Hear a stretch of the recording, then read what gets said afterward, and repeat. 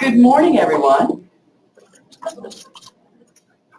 For those of you who don't know me, I'm Elizabeth Baywick, and Associate Director of Research and Teaching Scholarship here. Welcome again to another one of our nursing rounds, which this year have switched to the third Tuesday of the month. Fourth? Is it? It is the fourth. Okay. Fourth Tuesday of the month. Today I'm delighted that we have one of our colleagues, Dr. John Oliffe, to give the rounds. John is a professor and heads up the men's health initiative within the School of Nursing, and actually with an extensive amount of collaboration across the university and, well, across the world, because you collaborate with folks in Australia and other places as well. Welcome. Thank you. Happy Australia Day. And if I drop into some trivia about Canada, it's because I'm sitting the citizenship exam on Thursday. So I know a ton more than I ever have, I hope, and hoping to pass the test. Today, it's an honour to be able to talk about the Men's Health Program, and in particular the Men's Depression and Suicide Network, which we were funded for a couple of years back. And when I initially put the title together, I thought, well, we really trade in products. We really have spent a lot of time on process, and we're quite focused on people. But at the front end of that, there's usually a problem that you're trying to address. So to start out with an additional P for this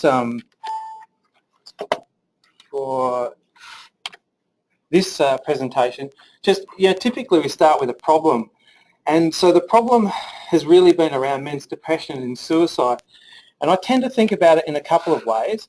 One, in terms of discord, so a discord between men's low rates of diagnosed depression and high rates of suicide. So I think there's a discordant relationship there. Tend to think about it in terms of difference as well.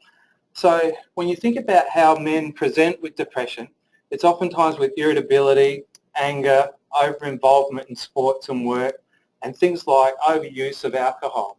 So they're not things that we necessarily see in typical generic screening tools for depression. There's also a difference in how men engage the healthcare system. We know that between the ages of 20 and 50, that guys can be quite estranged from primary healthcare systems. And I think that's magnified when you talk about mental healthcare systems, because they're oftentimes more complex to orientate to. So in terms of difference, we could see a lot. I think diversity was the other thing too. So when you cluster men into a unitary group, you can say, oh, well, they suicide at 4 times the rate of women, but it's not really telling the true story, because there's great diversity in the category of men, and men are affected in subgroups. So there's higher rates of suicide amongst our Aboriginal men. There's higher rates amongst our younger guys and against our older guys as well, guys of lower socioeconomic status as well. We see some patterns there in homelessness. So again, trying to think about, rather than a one-size-fits-all in terms of remedy for this, thinking about, how you might target interventions within the category of men.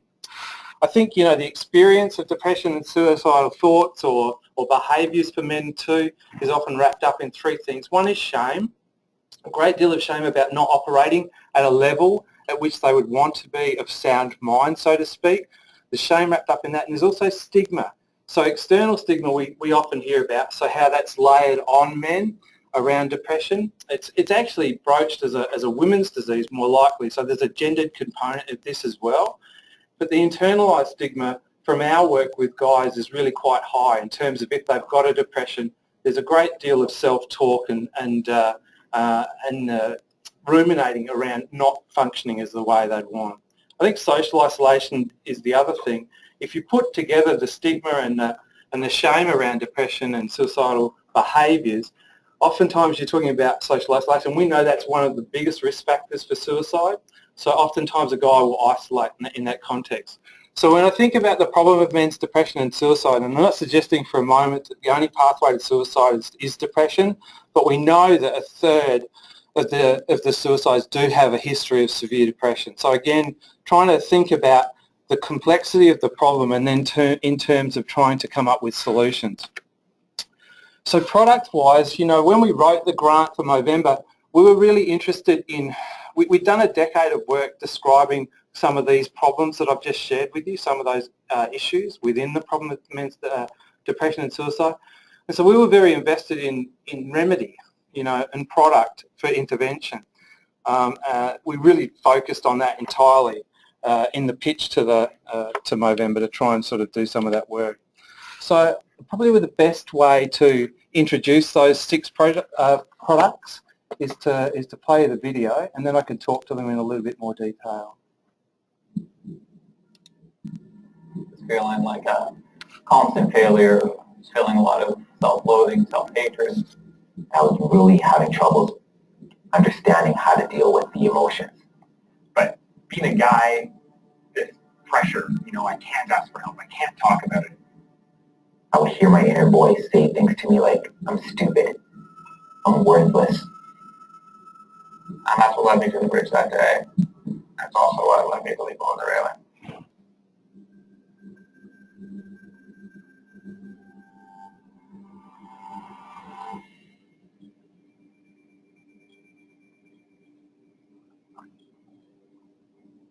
The Men's Depression and Suicide Network supports 6 projects that aim to reduce men's depression and suicide. I hear where you're coming from. Men's sheds are meeting places where men come together, socialize, and participate in activities unique to each group. Heads Up Guys is an online resource that provides men with information and practical tips to manage and prevent depression. Man Up Against Suicide shares images and stories from survivors and those who have been left behind. The Dudes Club provides a community space for men to build spiritual, physical, and mental well-being. I need to say this because this is important to me. The Men's Transition Program uses group therapy to help those especially at risk of depression, particularly men struggling with prostate cancer and college-aged men. Man Art Action is a collaborative visual and performing arts program led by military veterans.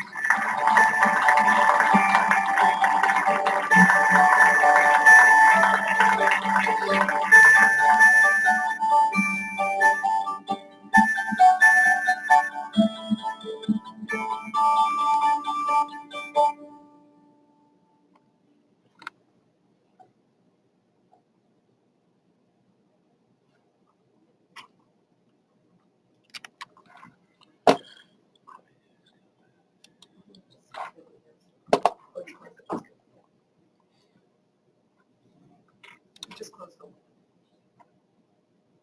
Yeah, can I just go to that?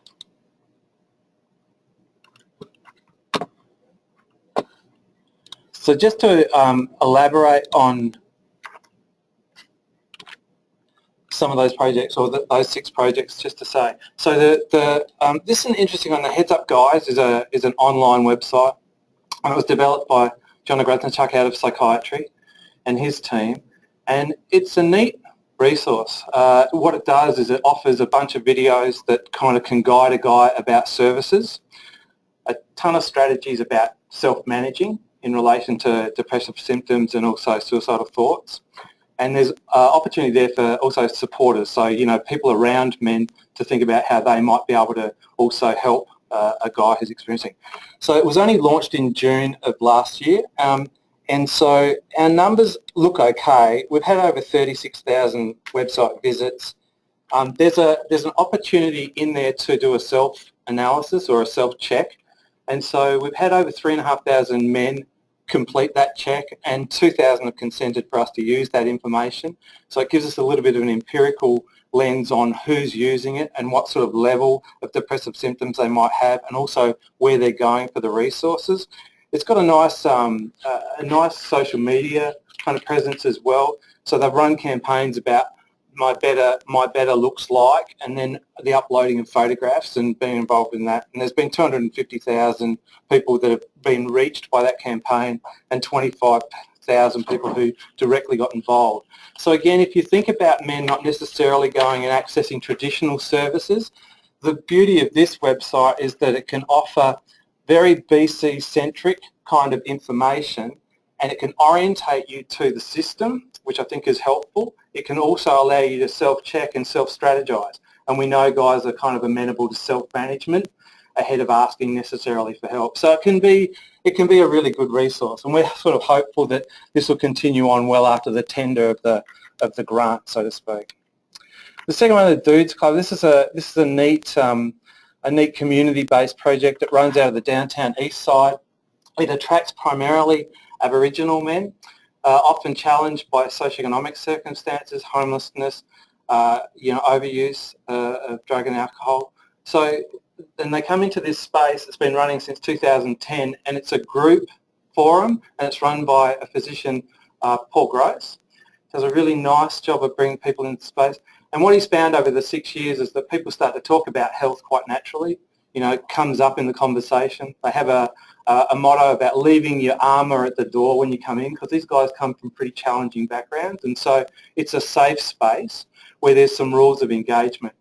So it's growing very well, and so with Movember's support, we've taken it up north. It's now in Smithers, it's in Prince George, and we've gone into one of the on-reserve pieces at Morristown. It's fascinating. I've been to down to the Dudes Club down at the downtown east side. It's a fascinating milieu of guys coming together. They get their haircuts there. They just talk. It's very informal. Does a really nice job. What they've noticed in Morristown and Smithers is that younger men are oftentimes bringing their dads into the space, and I think it's a lovely example of intergenerational kind of connections around masculinity, around change, because we often think about the dads teaching the boys. Well, this is going the other way. And the other interesting thing too, in a relational kind of point, is that the dudes are now, there's a dudettes club. So the women have started a group in Smithers and Morristown. So again, sometimes the remedy, or sometimes these community-based things work irrespective of gender, but the clustering of gender can do quite well. So we're very, very hopeful that the Dudes Club will continue. It looks like, it's certainly gaining in strength, and its reach is certainly doing very well at the moment. Men's Shed's an interesting one as well. Started in Australia, had government support, and so there's thousands of sheds in Australia where guys come in on a volunteer basis, typically older guys going through transitions around retirement, divorce, bereavement, coming into those spaces and sort of re-establishing a routine. So it's often wrapped up in activities. So, where guys will be doing a certain thing together, and they often talk about being shoulder to shoulder. So they talk shoulder to shoulder, so they're doing something and then engaging with each other. So again, if you think about social isolation as a risk factor for suicide, it's a great milieu in which to bring guys into a space where they're doing some work together.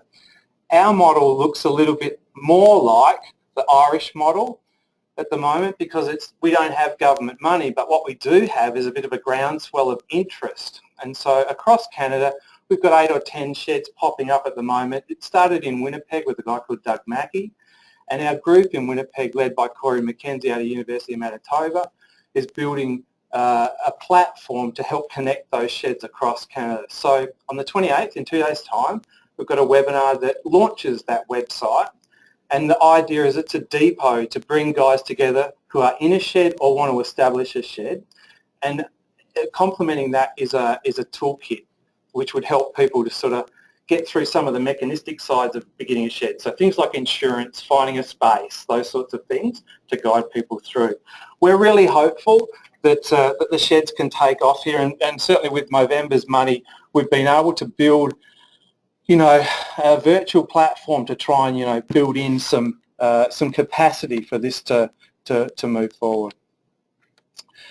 The Men's Transition Program is an interesting one as well. It was born out of the Veterans Transition Program. So guys coming back from Afghanistan were brought into or offered groups from counselling psychology here at UBC. Marv Westwood, who's a prof there, and also David Call out of medicine. And so they ran these groups for the vets who were returning. And the hypothesis was if you could use those group-based, those men's group-based, professionally facilitated groups in other circumstances, then we could extend the model beyond, military. And so they've applied it to men who are diagnosed with prostate cancer and also college-age men. it's interesting because when they recruit guys into the group with the veterans, they don't tell the veterans they need help. They tell them that there's a guy at the group that needs help, and that they could come in and maybe help out. They would have a lot to offer, and so it's kind of an interesting recruitment model, and it's just kind of a strength-based approach too, if you think about it, because oftentimes guys, you can bring them into a space if they're actually trying to help someone else, rather than being indebted by requiring help or having to admit needing help. So the transition program has done really, really well. So the prostate cancer one has been picked up by VGH and the Prostate Centre. So a community-based program being delivered in a traditional kind of situation is interesting. I think it's good. So David Cool is heading that up with Larry Goldenberg's shop. So it's terrific that that's leveraged. The other one, the college men, that's been picked up by 2 or 3 of the colleges here in Vancouver who have taken that program and they're offering it to some of their students, some of their male students, in terms of coming into a transition program. So I think it's a good news story in terms of its effect. In the formal evaluation, showed a decrease in depressive symptoms amongst the participants when it was piloted by Marv and David. And so the fact now that it's feasible in terms of moving it forward and finding a life sustainable beyond the grant is also great news. The Man Up Against Suicide project, I had this one up and it was interesting. It's a photo voice project, and what we do is we give cameras to people who have lost a male to suicide, so men and women who've lost a male to suicide, the idea being that they could chronicle their experience but also try to talk to the idea about how we might think about suicide prevention amongst men. So we're trying to destigmatise it but also get a conversation about moving forward. We also interviewed guys who'd had a history of suicidal behaviours, thoughts, plans, and in some cases attempts. And so we'd get them to take photographs and then we'd interview them with the photographs and really rich narratives, coming up with that. And then we've had 11 exhibitions. So these photographs, a selection of these photographs are available, and what we do is we move around the country showing them. So it's on show at the University of Manitoba at the moment.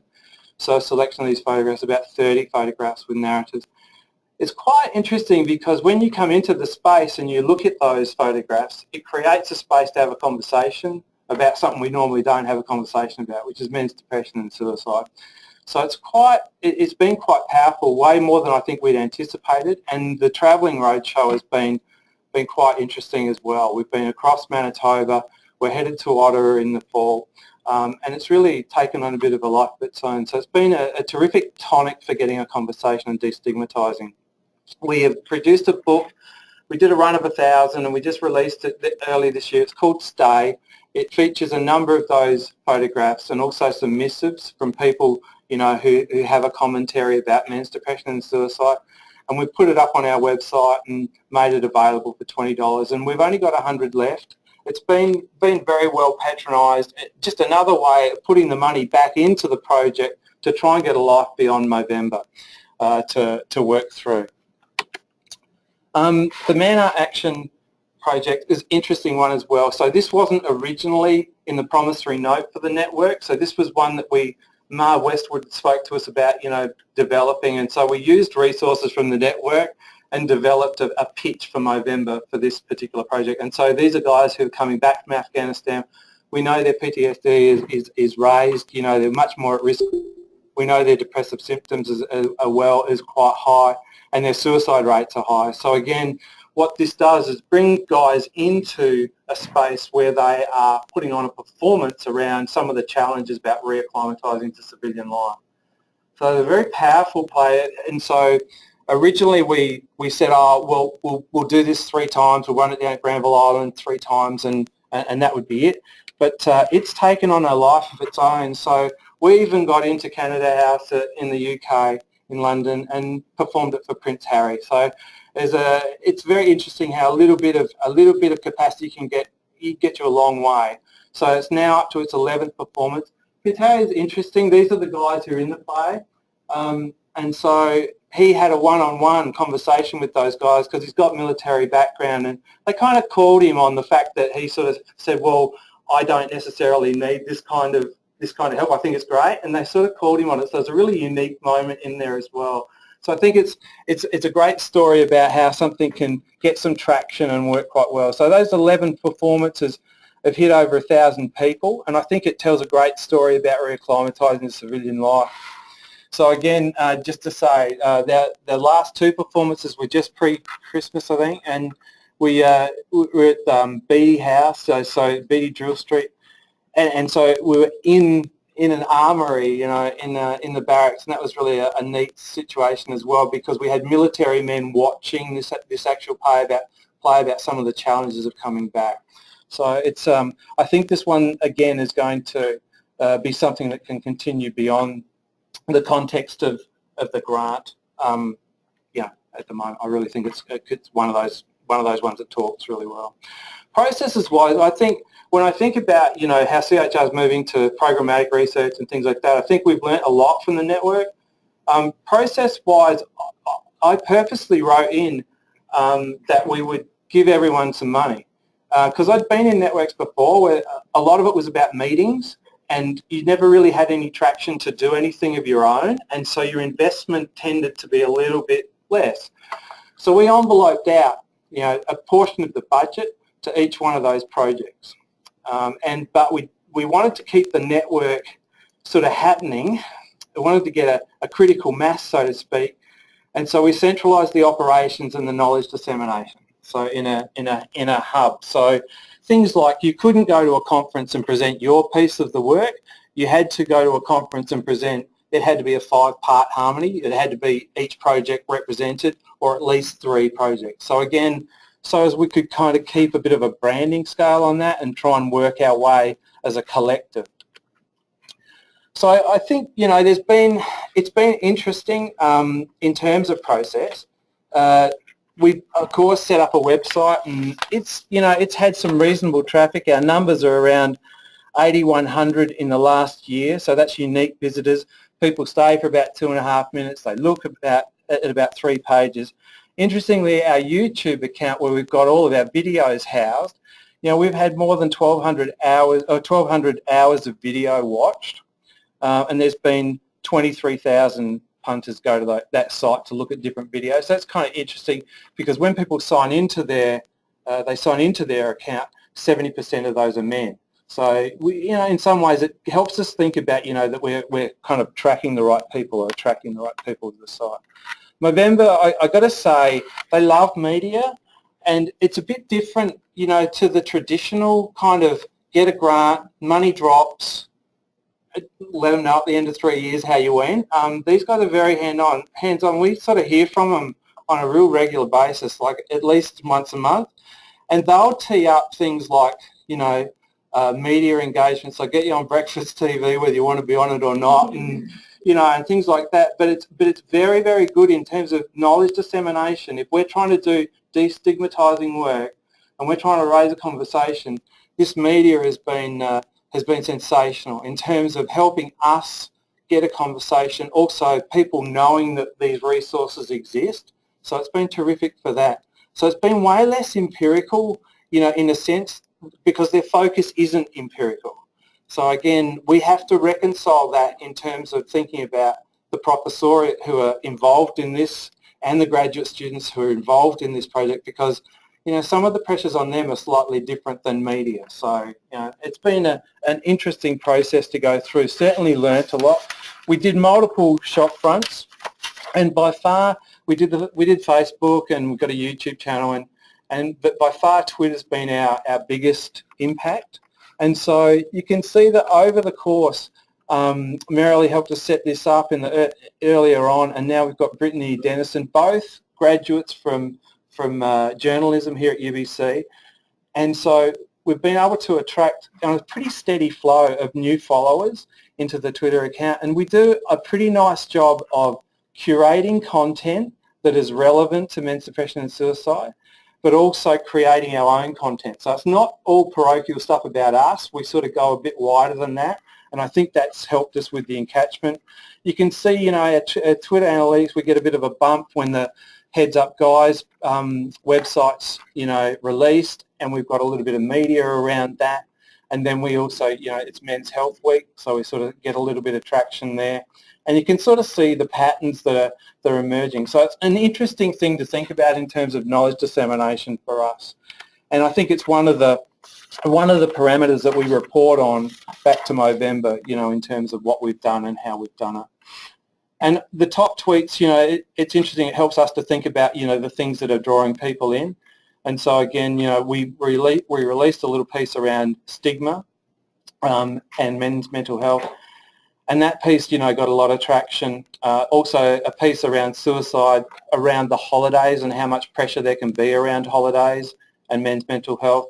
That one got a lot of traction as well. And of course, Prince Harry attracted a lot of interest here as well in terms of saying something about that project and Movember more broadly. Yeah, most of the media we get, Movember and UBC is now starting to connect. So I say that because today we've got a release that's come out at 8 o'clock and it's actually Movember and UBC working together and it's around stigma. So it's starting to connect in that way as well, because oftentimes we've been caught trying to talk to 2 or 3 brokers around getting some of this social media stuff out and mainstream media stuff out. The other thing is people power. 80% of the 3 million is on wages. And it's graduates, it's staff, and so the bottom line doesn't change for the academics. But what it gets absorbed by the academics working on this is all the goodwill of the university. So it's interesting. We've got 15 academics in the professoriate working on this. We've got 20 staff, huge numbers. And so again, we absorb those costs of freeing people up to do this work. So it's kind of interesting. So you get attached to the idea of leveraging people and you get attached to the idea of building capacity. I think because that's the model and we want to work with that, in really strategic ways. So a couple of stories. Joanna Ho, who came across from the School of Nursing with us and so, does our finance. We knew the financial piece was going to be complicated because we literally have got a central parcel of money and then we've got 6 other little parcels of money that have gone out to these projects. So there's multiple people to engage with. But what's been really good about this is that we've had a financial specialist and we've been able to have the money come through the School of Nursing, and that's important for our indirects. So we've managed to do that. And she's very good at giving us ahead of the curve information to help us think about where our spend should be. So it's one thing to get the money in the house, but it's another thing to think about strategically spending and what you can afford and what you can't. So it's been great to have a specialist in that way. And in terms of leverage, it's great to have been able to help her into an M&P position and help her develop as well into someone who's really doing operations now as well in the office.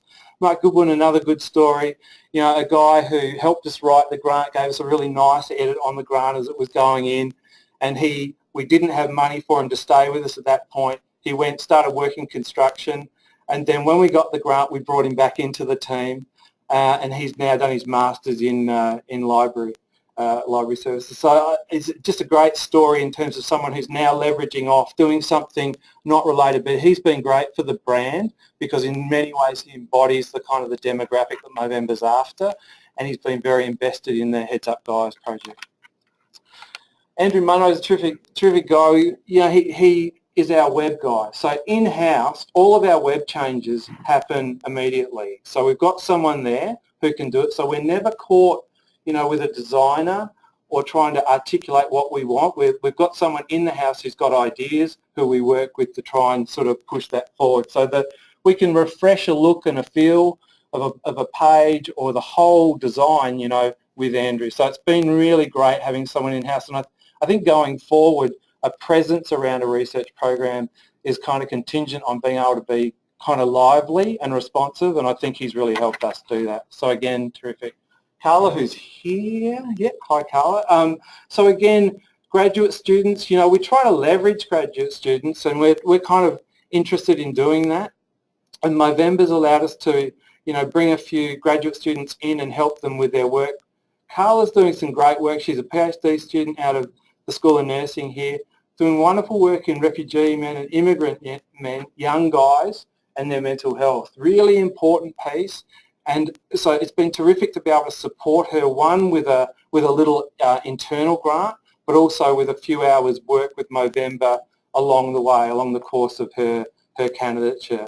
And it's going to be great work, and we've also been able to highlight her work as one of the projects within the Men's Depression and Suicide Network. So we're trying to get her some visibility to preempt what's going to be a great PhD. Of course, faculty leverage as well, and David Cool is one of the guys who probably has leveraged. It's been quite interesting to watch because he's out of medicine and he's managed to transition into Larry Goldenberg's shop a couple of days a week. He's also managed to develop some other programs, so within this whole context of men's depression and suicide. So this project is called After the Game, and he's doing interviews with NHL players who've retired, and that transition of moving out of the game into a retirement, oftentimes in your third decade, second and third decade, and oftentimes without a plan B. So they're trying to sort of leverage into the idea of getting a transition program for athletes, and the initial phase is now really talking to some of those guys who've gone through some of these changes. So again, it's terrific. He's managed to move into a full-time kind of job around doing the men's health work he wanted to do, but also leveraging some other ideas about how that men's transition program could be applied to other contexts. So I think it's a great example of someone leveraging. It was interesting too, in adapting another project, the contact unload play, in bringing that into the suite of the previous 5, it sort of introduced us to George Bellevue. He's a professor of drama, and it's kind of interesting because I've met a lot of professors of drama, but this one's a real one. He's formally credentialed. Anyway, so he's like the actor type, and it's been good for us because it's also opened us up to thinking about kind of creative ways of doing the knowledge dissemination. So again, the network is never static, I guess, is part of what we think about in terms of building and in terms of thinking about doing business differently. He's actually been quite interesting in terms of working with someone who might not come from the same discipline as you and might think about things entirely differently. Of course, the burden of proof is the final P, and it's all well and good. You run these 5 or 6 community-based projects and you go, oh, well, that's great. We're making a difference. We've got lots of traction on our website. Just believe me that parochially I'm making a difference here. We're all collectively making a difference. But of course, that burden of proof is pretty rich, and we built that in the front end of the grant. We were very tied to that, and it was certainly in the prospectus of the grant, application as well. Like they were asking for that. So we employed Intentions Consulting and a guy called Nick Black, and what we did this purposefully, and we budgeted for this, and so it's arm's length. So it's not us evaluating. We've got someone outside.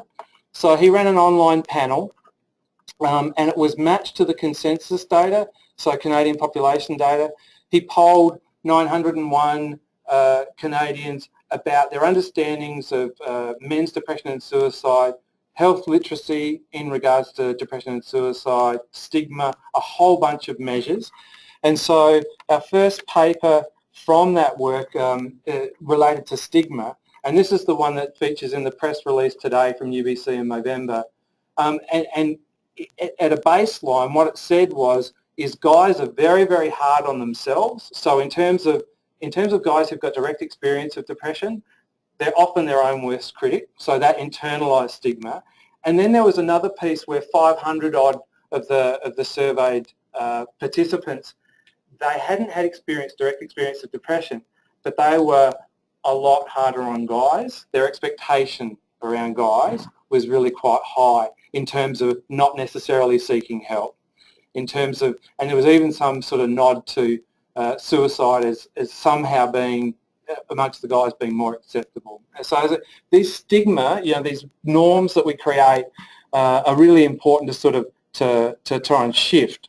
So we've done the next round of data collection. So 2 years later, we polled people who had been through the program, any one of the 6 that I've mentioned, and we looked at changes. So we applied the same measures and we said, well, what difference did we make? So we have shown statistically significant pieces around increasing awareness. We've shown benefit around health literacy. And disappointingly, we didn't really shift stigma. And also, and we're going to have to make sense of this in the journal, in the write-up of this, but we had a decrease in the network users who would definitely or probably seek treatment if experiencing serious mental health problems. I'm sure we'll come up with some explanations or some hypotheses about why that is in terms of the people who are coming to our site. But again, just to say we have had some gains, but obviously there's plenty more work to be done. So again, I think the evaluation piece has been good for us, if quite a formal evaluation and a quantitative evaluation of an entire network.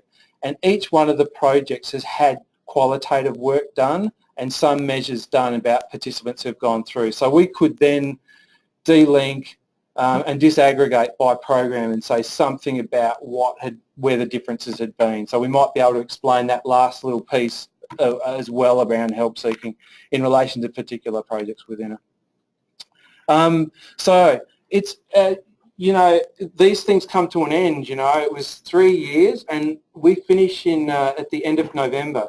I think, the sum of the parts, like the 6 parts, I think they've all got, really good feasibility going forward, and I think some of them are already looking really good in terms of continuing on after the grant. So, our final promissory note on the proposal was that we'd go to Ottawa, that we would get an audience with politicians, with policymakers and with practice leads to say something about, to get a sunrise, if you will, on men's depression and suicide, to name it as a men's health issue, a significant men's health issue. So we're partnering with CHR, Movember obviously, Canadian Mental Health Association and PHAC, and we've got an audience with the Best Brains Exchange, for September to build around lobbying for some continued action, community-based work, and highlighting some of the things we've seen and going forward about what we think suicide prevention might look like in a male specialty. So we're really, really buoyed by that. So that's our final sort of goal, to sort of get something going in terms of legacy and keeping this moving. I think it's a bit of a lofty goal, but we promised it, and I think we, at least we've been able to get an audience, which really encourages me. So CHR have been very, very interested in partnering with us, and Movember are right in there as well. And what will happen with that week in Ottawa, it'll run for about 10 days and it will highlight each of the programs. So for example, the play is running 3 times, the exhibition will run for a month for the Man Up Against Suicide, and there'll be a bunch of engagement with community as well that will be in and around this whole project. Finally, I've been toiling in men's health for a decade and a half, and the question I am routinely asked still is why not women? And it is a cul-de-sac of high occupancy that talks to what a research program is perceived as not doing or missing or misguided in. I've got to say that we've got a very strong empirical basis to believe that suicide of a man affects everybody. The women, the family, and other men around them. And, I just think that we've done a really nice job of, when we've done gender, and we've done it over a decade and a half, I think we've done a really nice job of making it relational.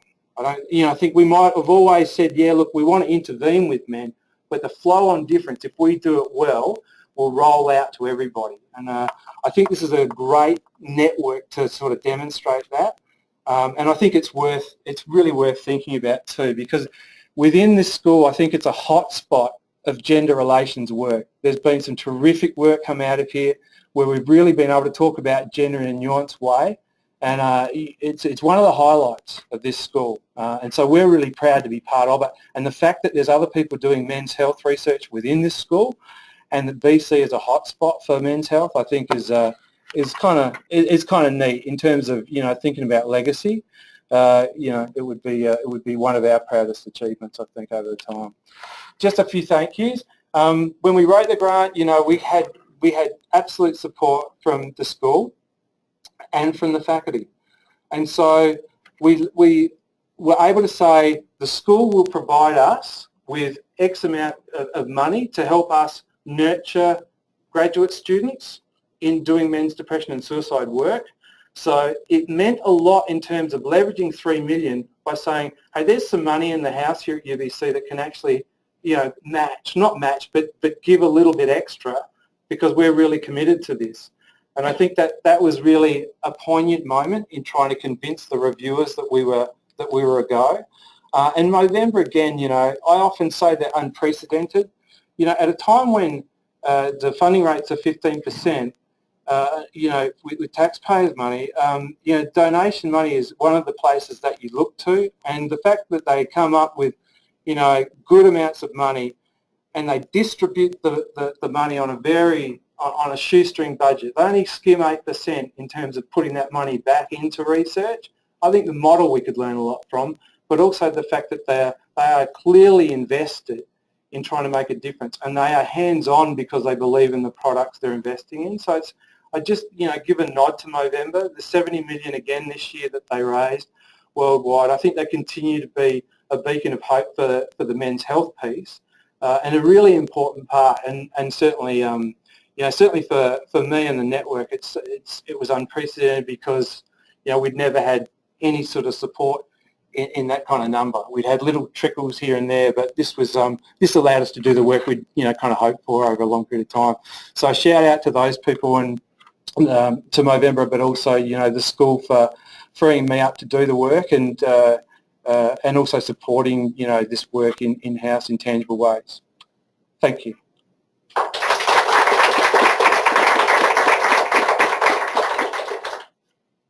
Thank you, John. We've got time for questions.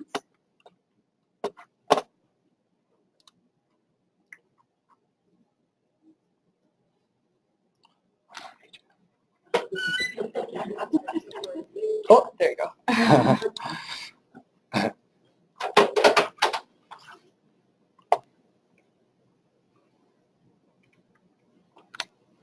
Oh, sorry, Wendy. That's all right. You looking at me? Yeah, I'm looking at you, Wendy. Looking at you, Wendy. I just really want to applaud the work you're doing, John, and really want to point out the importance of this notion of relationality. I did a study quite a few years ago that was longitudinal where we were looking at parents from pregnancy into the postnatal period and depression methods we used, and we were surveying men and women. And when we did our analysis, it was clear that the men's depression was lagged. So their depression kind of followed from the depression that their partners were feeling. And the subsample that we looked at in this sample. But also in the work that I'm doing around sleep, we're measuring men and women's depression in the randomized controlled trial we did. And there's no question that primary and secondary caregivers experience depression when their children are asleep. So this has brought a lively conversation to the undergrad seminar I'm teaching right now in advanced maternity course. And the students are really turned on to this whole idea of looking at men's health and not just focusing on women in the postpartum units. And so they've gone and done some learning needs and some research on this, but they've also indicated that they plan when they're doing their discharge teaching, not to just talk to the women about depression and how that affects the family, but also the men, and make sure they're included in the conversation. So just so important. Yeah, it was. Yeah, thanks. And you make a really valid point. Like it is deeply connected. I think in terms of mental health, depression and suicide, most of it plays out at home. Yeah. You're not in inpatient services all the time, right? So some of those relational pieces are so vitally important to even have insight into to even get ahead of the curve and think about, okay, so what are some strategies? So yeah, I agree. Sally. John, this was fabulous. One of the things that I kept thinking about as you were presenting it was in some ways it would be a fabulous sort of even one case example for all of the various things that would be necessary to scale up any kind of intervention research in any of our fields over time. And I kept thinking of what would happen if we could use this as an example for how to structure doctoral education in Canada to ensure that we move past that model of let's learn one method and to realize that we're all community-based researchers. We all need numbers. We all need to understand qualitative patient experience, human experience stuff, and we all need to understand political advocacy. And all of those aspects are essential to the idea of moving beyond single-contained studies and into programs of being able to make a difference. And of course, I think the other highlight, of course, is that we never do it alone. It's always large. It's always large teams at that level. It's always interdisciplinary. But the final piece I just wanted to say, as I got thinking along that line, was that it's a fabulous and a wonderful perspective of recognizing that some of these creative and really important ways of thinking about intervention start with a fundamental nursing angle of vision that is different than other disciplines. And it's not to say the other aspects aren't relevant, but all of this sort of intersectional, relational aspect of what health actually means isn't contained in the medical model. It isn't contained in social terms now, but it's influenced by all of those. So it'd be fabulous to figure out how we can this and start to articulate it in a vision for what we need in the country for academic nursing writ large. Yeah, it's a really good point, Sally. Because so can you write that? Sure. I have a draft too this afternoon, but yeah, I totally agree with you. The process has been fascinating, because, and I think there's there's more pressure now in a time sense to get to intervention. I was very, very lucky because when I started out, they were still funding descriptive work. And so you could really kind of unpack the problems and then move into intervention. And now there's so much more pressure to kind of be able to do some of this earlier. So again, it would be a good thing to share. And I think too, we would love to get a presence in the graduate program with this program of research, not just its content, but also some of those things that we've had over time, learnt over time, the little lessons. Yeah, for sure. But I appreciate it. G'day, Vicky. Thanks so much. I wanted to just comment that you're talking about the fall and the gender issue. That really was, for me, it was one of the big takeaways from this portfolio. Think about mental health and innovation. And for example, in the HEHAC funding in domestic violence, they don't allow any all interventional work, and they don't allow any funding for men if they are perpetrators of violence in any of that interventional work. And so I think the message and all of the media stuff, I just really want to stop and get to right now. But all of the pieces I think are so important because not only are you illustrating, as you said, and help and prioritizing, but that men don't exist in isolation. It's not about fixing men's health to protect women in that kind of way. I think about it as relational, humanity is a real kind of thing on that position. So I just wanted to say thanks and good luck. Yeah, thanks, Vicky. And I just say too, in terms of Movember, they're strength-based. They have Mo sisters and Mo bros, and whenever they talk, whenever the spokesperson, the speakers talk, they talk gender relations like we should. Consistently. It's never one or the other. They do a really nice job of it, and that's in large part what they've been fun to work with. Because they get it. Yeah, so it's been good. Suzanne. I want to build on what Sally said. Thank you so much, John, for pulling it all together. But I personally experienced the gallery, the theater, the book, and I think it's so important as nurses we have such a level of creativity to work interdisciplinarily with our colleagues in the arts. Music, art can have such an effect for healing, and I just think again this was breaking the ground of how that can be done in a very powerful way, leading from the patients themselves. Yeah. And it wasn't easy to get there, I don't think. No, but thank you, Suzanne. I agree. The interdisciplinary thing has been it's been really good just to kind of learn different ways and think about things a bit differently. So it has been quite interesting. Yeah, but yeah, thank you. Yeah. John, thank you. This is wonderful, and I've had my little working relationship with you with the hemophilia guys and with the smoking cessation. And kind of touching on what Vicki said about gender and your comment about why not women.